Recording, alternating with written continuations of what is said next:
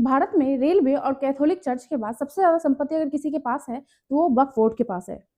आंकड़ों के मुताबिक वक्फ बोर्ड के पास टोटल 8 लाख एकड़ जमीन है और इन जमीनों पे ज्यादातर मस्जिद, मदरसा और कब्रगाह है।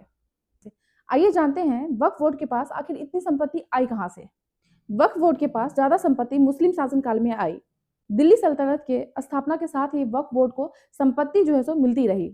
मुगलों के शासनकाल में भी वक्फ संस्थाओं को मस्जिद, मदरसा और कब्रगाहों के लिए बहुत सारी संपत्तियां दी गई। इसके अलावा जब 1947 में हमारा देश आज़ाद हुआ, उस टाइम में भी जो मुस्लिम पाकिस्तान में गए वो सारे अपने संपत्ति को वक्फ को दान कर दी।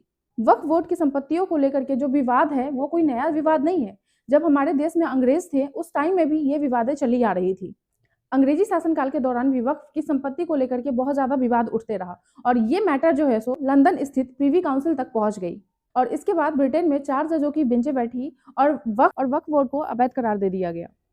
हालांकि इन फैसलों को ब्रिटिश भारत सरकार ने नहीं माना और ऊपर से मुसलमान वक्फ वैलिडेटिंग एक्ट 1913 पास कर दी गई और वक्फ बोर्ड को बचा लिया गया। और यही नहीं, 1954 में जब जवाहरलाल नेहरू की सरकार थी उस टाइम में भी वक्फ एक्ट 1954 पास किया गया और इस एक्ट के तहत वक्फ से रिलेटेड बहुत सारे कामों को सरल बनाया गया और तमाम प्रावधान किए गए। साल 1995 में वक्फ एक्ट में बदलाव भी किया गया और हर राज्य केंद्र शासित प्रदेश में वक्फ बोर्ड बनाने की अनुमति दी गई।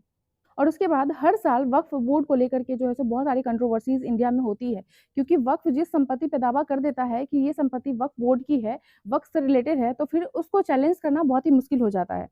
आज की डेट में वक्फ बोर्ड जो है सो हमारा जो संसद है, पार्लियामेंट है, उसको भी ये कहता है कि ये वक्फ बोर्ड की संपत्ति पे बना हुआ है। हमारा सीजो कॉम्प्लेक्स है, पार्लियामेंट बिल्डिंग है, कई प्रॉपर्टीज है। दिल्ली वक्फ बोर्ड ने क्लेम किया कि ये वक्फ प्रॉपर्टीज है, क्योंकि ये सरकार ने पूरा सारा जमीन को नोटिफाई करके वक्फ बोर्ड को दे दिया। अगर आज हम ये संशोधन लेके नहीं आते तो जिस सदन में हम बैठे हैं, ये पार्लियामेंट बिल्डिंग, इसको भी क्लेम किया जा रहा था। जो अंबानी की हाउसेस हैं उस पर भी दावा करता है कि ये वक्फ की जमीन पे बना हुआ है। तो और तमिलनाडु में एक गांव था, उसको वक्फ बोर्ड पूरा उस गांव को ही दावा कर दिया कि ये जो पूरा गांव है वो वक्फ बोर्ड की संपत्ति पे बना है। आए दिन इंडिया में बहुत सारे मंदिरों को टारगेट किया जाता है और वक्फ बोर्ड के द्वारा ये बताया जाता है कि ये जो मंदिर है ये वक्फ बोर्ड की संपत्ति पे बनी हुई है। यानी कि वक्फ बोर्ड ये कह देगी कि ये संपत्ति जो है सो वक्फ बोर्ड की है, तो वो संपत्ति सिर्फ वक्फ बोर्ड की ही होती है। क्योंकि वक्फ एक्ट के सेक्शन 85 में ये कहा गया है कि अगर वक्फ बोर्ड किसी संपत्ति को दावा करती है कि ये संपत्ति वक्फ बोर्ड की है, तो फिर उसको सुप्रीम कोर्ट या हाई कोर्ट में चैलेंज करना बहुत ही मुश्किल होता है। इसीलिए सरकार जो है सो वक्फ बोर्ड में अमेंडमेंट करना चाहती है, वक्फ बोर्ड के सेक्शन 85 को अमेंड करना चाहती है कि